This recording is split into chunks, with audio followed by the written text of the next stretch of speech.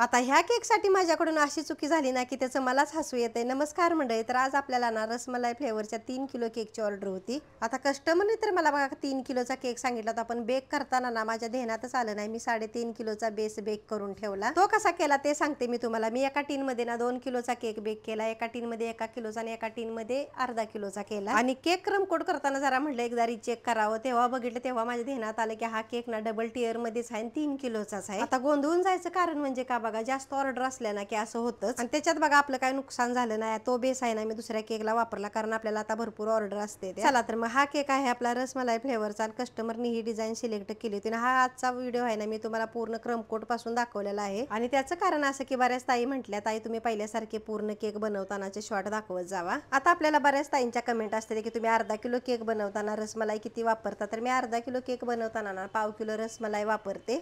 तशीच आपली बघा केकची क्वांटिटी वाढत जाईल ना तशीच रसमलाईची सुद्धा वाढते। आणि कस्टमरनी मला सांगितलं होतं की माझ्या मुलीला हा कलर नाही केकचा खूपच आवडला आणि सेम तुम्ही तसाच कलर बनवा। आणि हा केक बनवून झाल्यानंतर मी त्यांना फोटो पाठवला, तर त्यांना केक खूपच आवडला। चला तर मग तुम्हाला कशी वाटली ह्या केकची डिझाईन कमेंट करून नक्की सांगा। आणि व्हिडिओ आवडला तर व्हिडिओला एक लाईक करा, आपल्या चॅनलला सबस्क्राईब करा आणि हो, इन्स्टा पेजला फॉलो करायला अजिबात विसरू नका। धन्यवाद।